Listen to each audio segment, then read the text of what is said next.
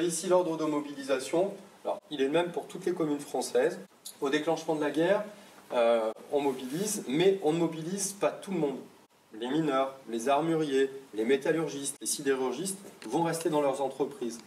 Ça veut tout simplement dire que ceux qui vont être mobilisés sont principalement, à ce moment-là, des agriculteurs, mais également des artisans. Donc on va plutôt mobiliser dans le monde rural et non pas dans le monde urbain. C'est vraiment une des particularités pour le département.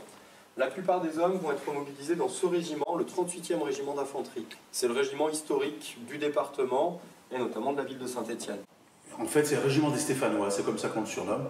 C'était le régiment d'infanterie qui était basé à Saint-Étienne et qui recrutait une bonne partie des jeunes de la Loire, tous ceux de la région stéphanoise, c'est-à-dire le sud de Saint-Étienne, le sud de la Loire. La caserne était installée dans la Grand Rue, là où aujourd'hui il y a l'université de lettres, Tréfilerie, le campus Tréfilerie. Donc c'est vraiment, comme je l'ai dit, oui, le régiment des Stéphanois, le 38e. Entre la zone occupée et la zone libre, en fait, c'est quoi la différence? Parce que Saint-Étienne, c'était dans la zone libre et ils étaient quand même, ils étaient quand même occupés. Pas au départ. Entre juin 1940, enfin juillet 1940 exactement, et novembre 1942, les Allemands ne sont pas du tout présents dans cette zone. Ils envoient des émissaires de temps en temps, mais il n'y a pas de présence allemande. La présence allemande, elle est uniquement dans la zone occupée. L'armistice de juin 1940 décide que la France sera coupée en plusieurs zones. Les deux principales, ce sont la zone nord ou zone occupée, dans laquelle se trouvent des Allemands, et la zone sud ou zone libre. La zone occupée contient la capitale, Paris. Dans la zone sud, on a la capitale administrative Vichy de l'État français.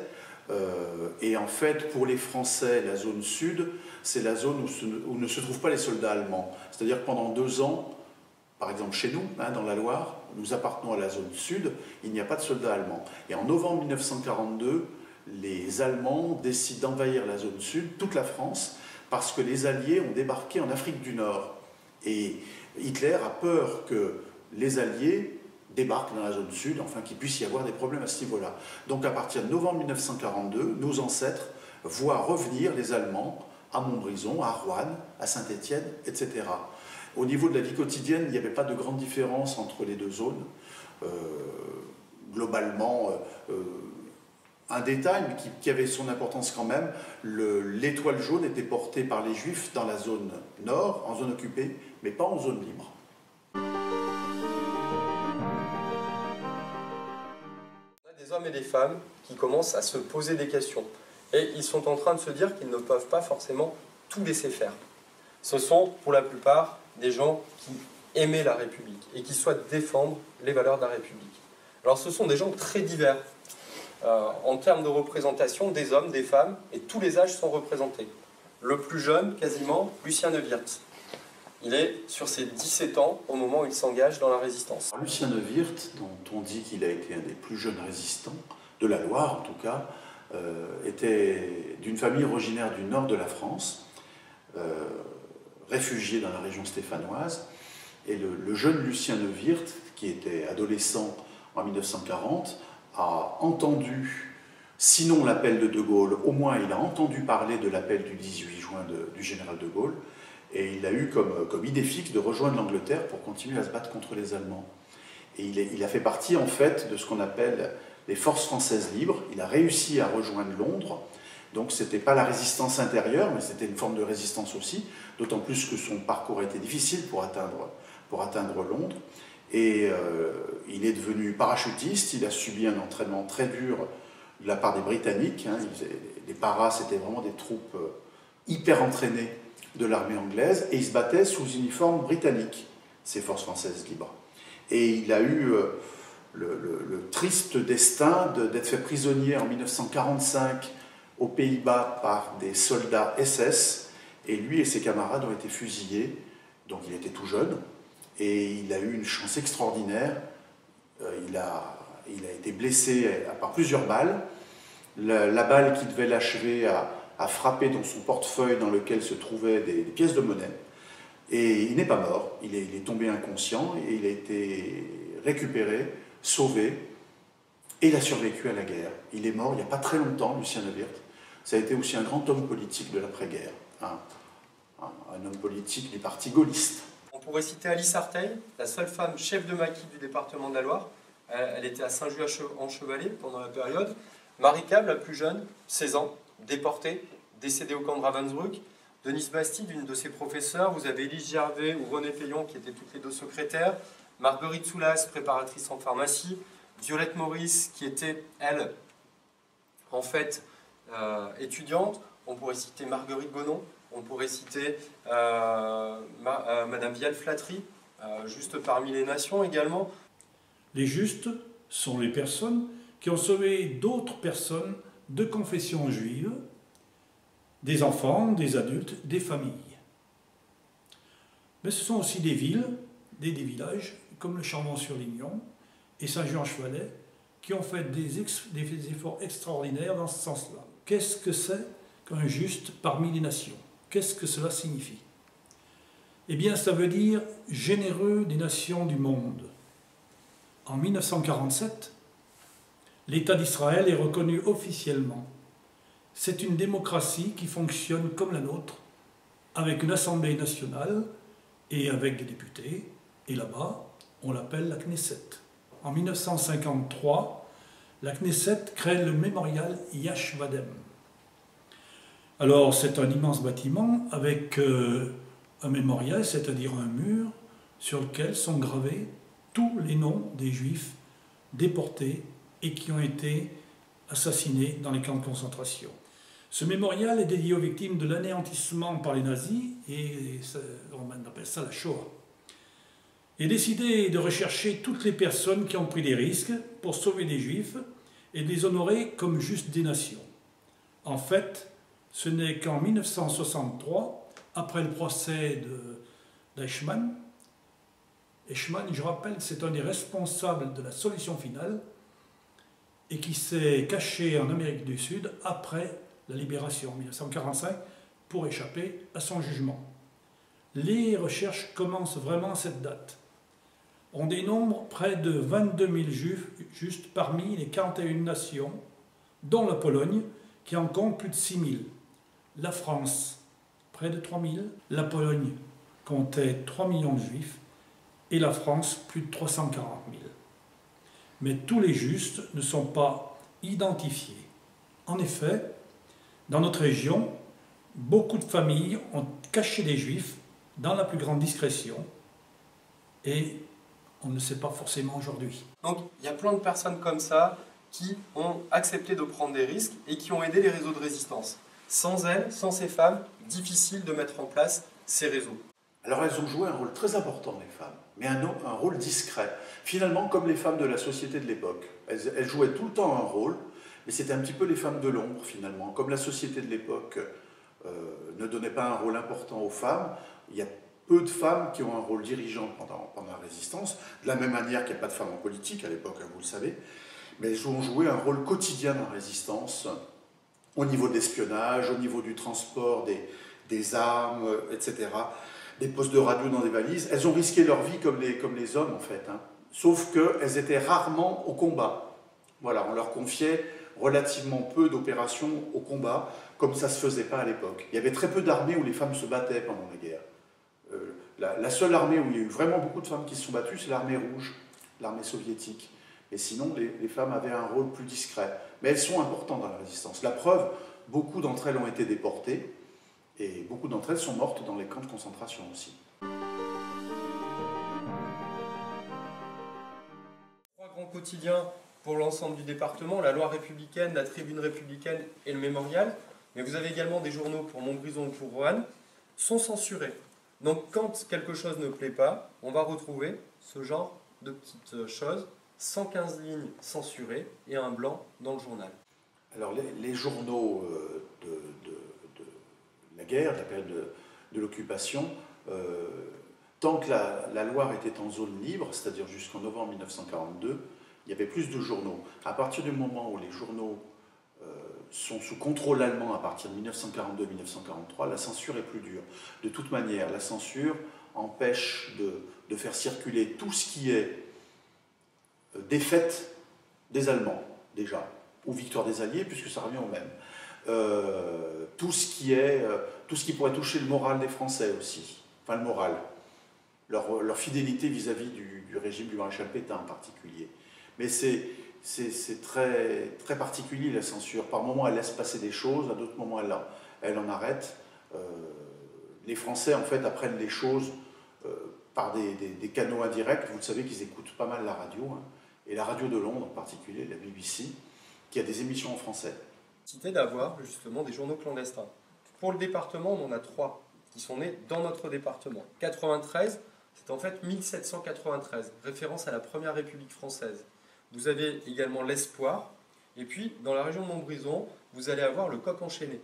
C'est plutôt ce journal qui va être diffusé, même si on va trouver également des titres beaucoup plus nationaux, comme Franc-Tireur, Combat, Libération, Les Petites Ailes, Vérité et Liberté. Vous avez les cahiers du témoignage chrétien, Défense de la France. Alors pourquoi est-ce qu'on en trouve autant dans le département? Parce qu'on avait beaucoup d'imprimeurs ici à Saint-Étienne.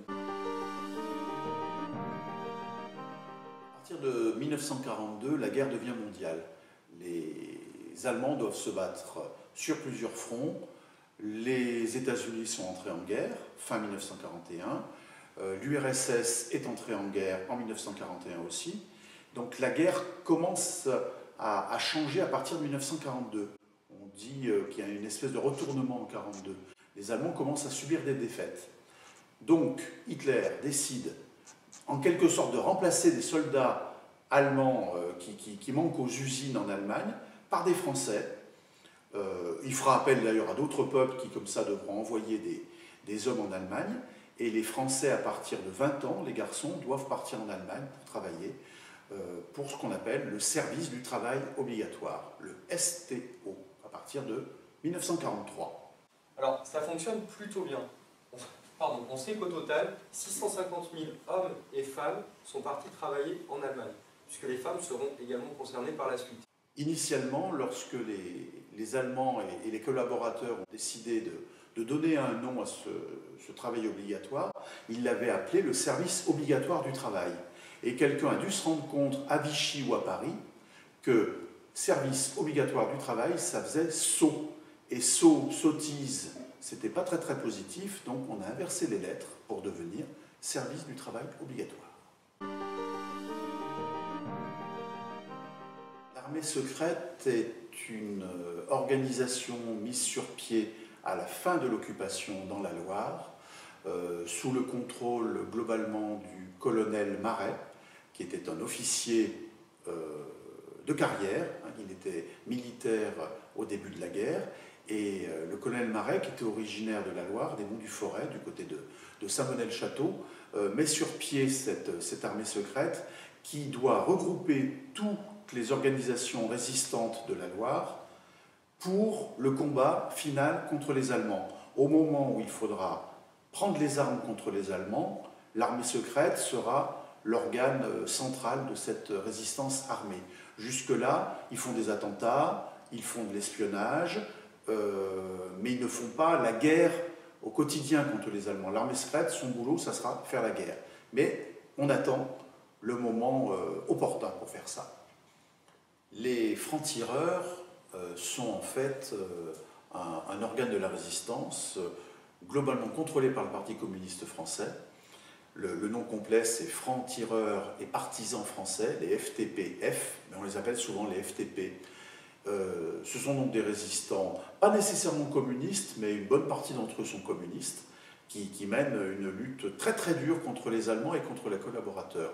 Et inversement, ils subissent une répression sans pitié de la part des Allemands et des collaborateurs, qui sont parfois beaucoup plus durs vis-à-vis des FTP que par rapport à d'autres groupes de résistance. Les gendarmes en particulier sont très très durs vis-à-vis des FTP. Alors généralement on fait une sorte de caricature en disant que effectivement c'est un mouvement qui est plutôt à gauche, ce sont les communistes, le Front National de l'époque qui a créé les Francs-Tireurs et les Partisans français, et l'armée secrète c'est un mouvement gaulliste, on est plutôt à droite. Ce qu'il faut simplement imaginer, c'est que ces deux groupes ont du mal à travailler ensemble.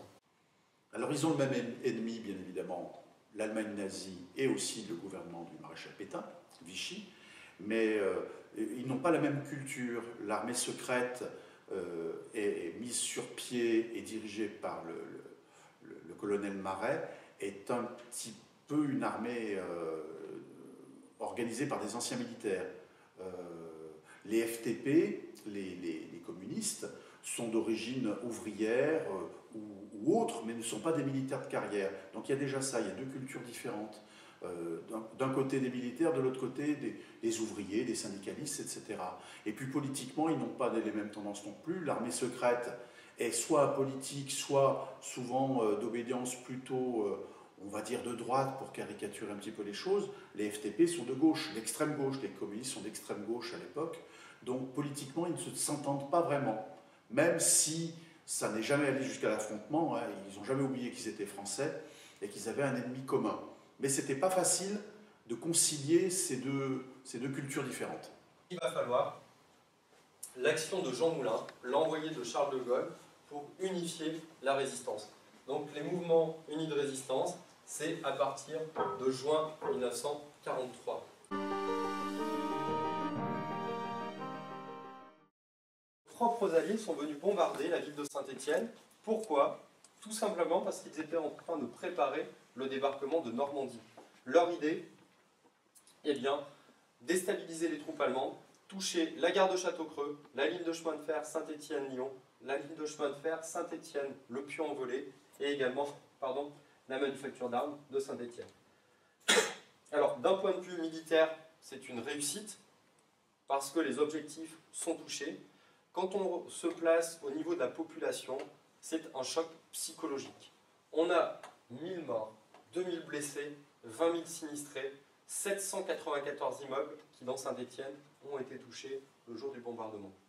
Alors la Loire est un département rural, globalement, avec pas mal de production agricole à l'époque, très très importante pour tout le monde. Donc le département est sillonné par des gens qui cherchent à manger. Hein, il y a tout un marché noir ou un marché intermédiaire, on appelle ça le marché gris pendant la guerre, c'est-à-dire un marché noir toléré par les autorités.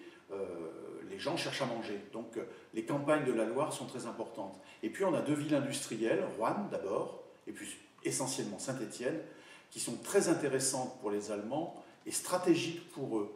À Saint-Étienne, nous avons de l'industrie d'armement, de la métallurgie, tout ce qui est fondamental pour l'armée allemande. On a les mines de charbon, le charbon est très très très important, puisqu'à l'époque le charbon sert pour le chauffage, pour l'industrie, et même en Allemagne, on transforme le charbon en carburant synthétique pour l'armée allemande. Donc Saint-Étienne joue un rôle fondamental. C'est malheureusement pour cela que les Américains décident au mois de mai 1944 de bombarder la ville de Saint-Étienne, ce qui a pour conséquence d'entraîner la mort d'à peu près 1000 Stéphanois dans le bombardement du 26 mai 1944. Donc le visage de la ville, il a été fortement modifié par le bombardement. Vous avez par exemple dans le quartier de Saint-François l'église, la place centrale du quartier qui va être touchée. Dans le quartier de Tardy, c'est une école qui sera touchée, 24 élèves et 8 maîtres qui vont décéder ce jour-là. Aujourd'hui, à l'emplacement où la bombe est tombée, vous avez un monument à la mémoire justement des maîtres et des élèves.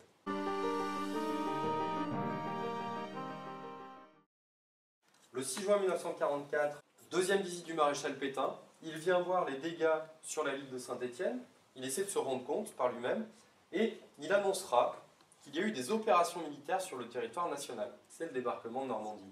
En fait, à mot couvert, il a annoncé le débarquement de Normandie à la population. Donc, on est sur un moment vraiment symbolique, puisque c'est le début de la libération du territoire.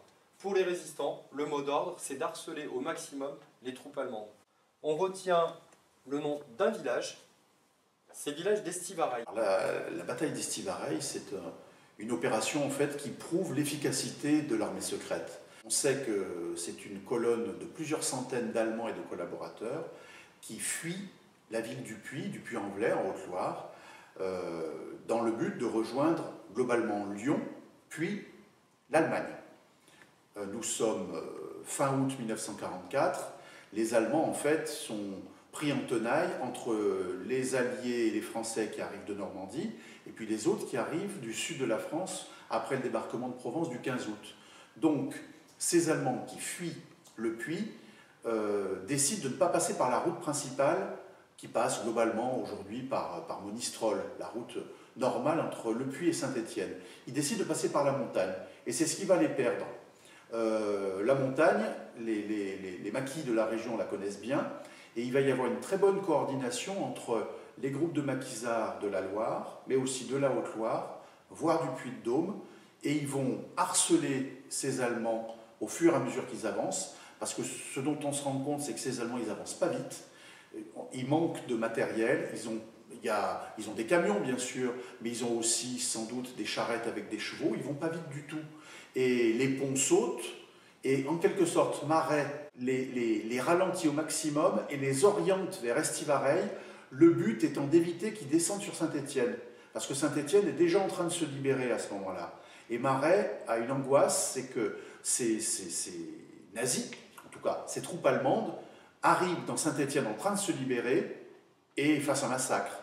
Donc il faut à tout prix les ralentir, et le moral en fait des Allemands se ralentit au fur et à mesure qu'ils arrivent sur Estivareille, et Maret réussit par négociation à convaincre le colonel qui commande ces Allemands de se rendre. Ce colonel a conscience aussi que ces soldats, qui pour la plupart sont des prisonniers russes intégrés dans l'armée allemande, n'ont pas très envie de mourir pour l'Allemagne nazie. Donc c'est une conjonction de circonstances qui font que Estivareille devient une victoire pour les Français.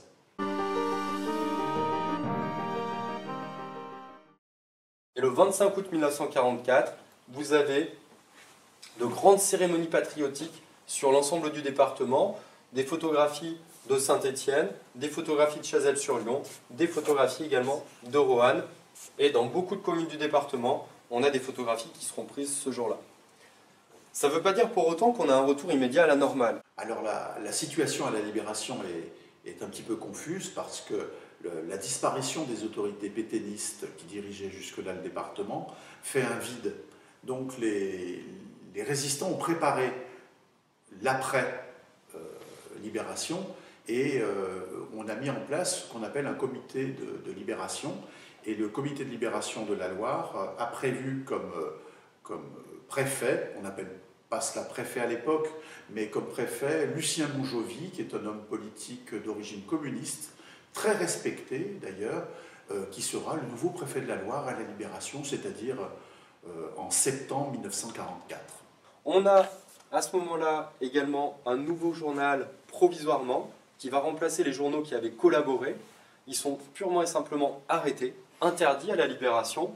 Vous avez d'autres journaux qui les remplaceront par la suite. L'Espoir, le journal clandestin, va continuer à paraître après la période. Le Patriote, le Cri du Peuple ou la Dépêche démocratique. Avec ces hommes, ces femmes qui ont collaboré. L'idée, c'est de ne pas appliquer une justice expéditive, comme ça a pu être le cas de la part des Allemands. Donc on va mettre en place un tribunal militaire. Et les hommes et les femmes qui ont collaboré vont être jugés pour savoir si c'était une collaboration active, plutôt plus, plutôt moins. On essaie vraiment de peser tous les indices qui permettent de bien comprendre la situation. Ça n'empêchera pas que certains hommes et certaines femmes vont être tondus. On fait ça en place publique, donc il y a un sentiment de culpabilité, de honte qui se met en place. Ce sont des personnes qui auront du mal à ensuite rester dans les villes et dans les quartiers. Certaines personnes resteront, mais c'est plutôt difficile pour elles d'arriver à se reconstruire après. Et également pour les enfants, si elles en ont eu, parce que ce sont des enfants de Boche à l'époque. De tout ce mécanisme de déportation qui va se mettre en place, c'est cet ouvrage, c'est Mein Kampf, Mon combat, qui a été écrit par Adolf Hitler en 1925, au moment où il se trouvait en prison, après sa tentative de putsch raté. Alors Mein Kampf, Mon combat, hein, en français, c'est un livre-programme en quelque sorte. Adolf Hitler l'a rédigé en prison, puisqu'en 1923, à la tête de son petit parti nazi, il avait cherché à prendre le pouvoir dans la ville de Munich, en Bavière. Le putsch, comme on dit, hein, le coup d'État a raté, il y a eu quelques morts, Hitler a été condamné à la prison, et il a utilisé ces mois de prison pour écrire ce livre. Alors c'est un livre, on dit souvent que c'est un livre fourre-tout, c'est-à-dire qu'il met à peu près tout ce qu'il a comme obsession à cette époque-là, qui resteront toujours ses obsessions, agrandir l'espace vital de l'Allemagne, donc prendre des territoires aux voisins, à l'est comme à l'ouest, unifier tous les peuples d'origine germanique, hein, les Ariens comme il les présente, et puis se venger de deux ennemis obsessionnels dans son livre, les Juifs et les Français. Les Français, c'est vraiment... on est très très présent dans le livre Mein Kampf. Et si les hommes politiques français avaient lu Mein Kampf dans les années 30, ils auraient su qu'Hitler vraiment préparait quelque chose contre la France.